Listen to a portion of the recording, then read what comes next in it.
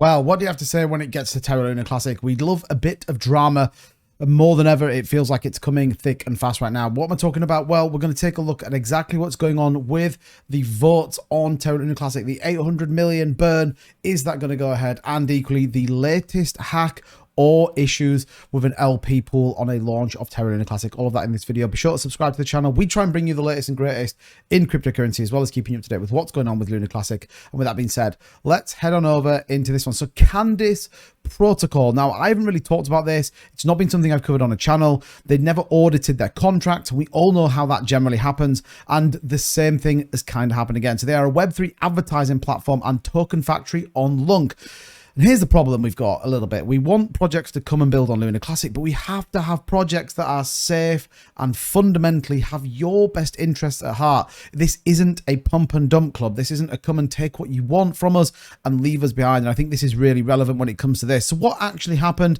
Well, here was the announcement they gave us. It says, security update, rest assured your funds are safe. So they have managed to secure about 60 million Luna Classic.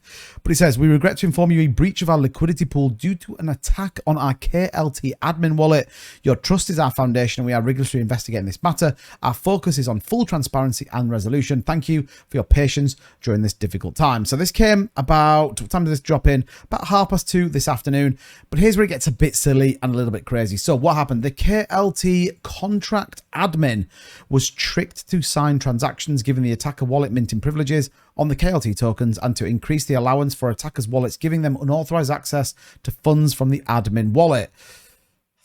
Was it a trick? Was it a exploit? Whatever it was, fundamentally what that meant is they gained access to about 100 million Luna Classic and were able to get that off and move it to MEXC. Now, reality is MEXC managed to stop it, as they did with previous attacks. And actually, in fairness, MEXC to them seem to be doing a pretty good job at stopping some of these funds being drained and sold. However, they are holding pending a police investigation. But I think right now, 100 million coins or Luna Classic coins were taken, where about 60 million were stopped. So it does mean 40 million were sold. And again, it's just another example of where, well, we just haven't done what we should have done, which was ultimately ensure that the contract was safe and that the funds were right. This is investors' money. It's really, really frustrating when we get things like this.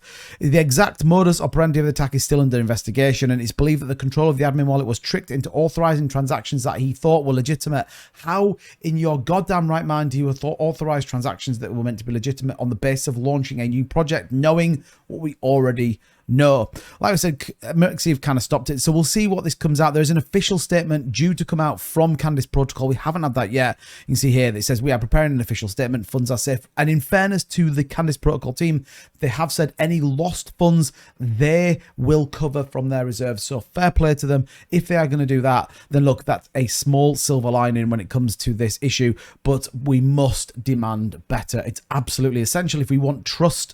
And this is the bigger picture here. If you think about new investors coming to Luna Classic, which we desperately need, when they look at the chain, what do they see? They see issues, they see liquidity drains and all the rest of it. We need them to see the decentralized nature of what Luna Classic is all about, and equally what the potential has when it comes to this chain. Now, talking about the potential of this coming to the chains, the USTC repeg month 2. Now, this doesn't look like it's going to pass. That's the reality here, that it doesn't look like the Quant/Algo team are going to go ahead. Now, they've obviously put this re-proposal in to continue their thing with $20,000 being the second payment. That would be 40,000 in total, and it kind of goes through what they're working on. Here is my little frustration with this. We haven't seen anything that's kind of come to fruition that supports this point. And I was listening to Happy Catty's space, and he was talking about, you know, this team of people, and I've said it so many times on my spaces and equally on my live streams: go and build the products, go and build the chain, go and make something, go and do something that fundamentally drives the blockchain. Don't sit in a Twitter space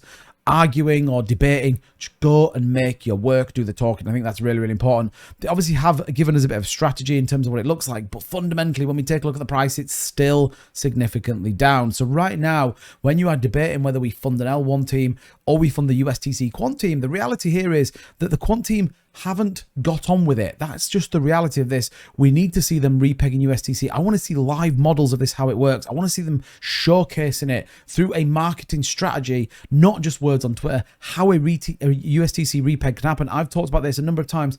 USTC repeg, the decentralized algorithmic stablecoin, could be the biggest utility that we have on Luna Classic, and yet for some reason we are not driving this as hard as we should be. So you see USTC dropped about 4.7%, in line with probably the rest of the market as this kind of comes down. But yeah, what are people saying when it comes to Terra Luna Classic? Well, the RSI trending slightly on the upward, the 30-day moving average fallen below the 200. And I talk about the 200 moving average incredibly strongly as an indicator, and it does unfortunately show us as oversold and fundamentally undervalued right now. What does it look like though? We see a decline steadily since the beginning of the year, something which suggests it may be a state of terminal decline from which it cannot recover. Now, I want to always err on the side of slightly being positive. However, I totally understand where people's frustration is. So how do we truly come back from this? Well, this is about alignment. This is about delivering on what we should be, and fundamentally getting rid of all the noise, getting rid of all the distractions, working hard to deliver a better blockchain. That's the reality of this. With that, prices will come. With that, burns will come. We still have the support of the biggest exchange in the globe right now, but it feels like we're out here on our own. So what do we need to do? Share the content. Let's get people back into Luna Classic. Let's let them know what's going on. Fundamentally try and put some minds at ease in terms of what's happened, and equally the team are working hard to get through it. But if you are developing on the chain, go and do better. Make some more noise and ensure that you're working hard to deliver a great product for the community. Let me know what you think in the comments down below. Definitely not my usual type of video, but right now Luna Classic is incredibly frustrating given the insane potential of this chain and how hard people have worked on it. Some people, well, they're just not getting it right now. As ever, thank you so much for being a part of the community. I really appreciate your views, and always don't forget to subscribe on your way out, and I'll see you all in the next one. Bye-bye.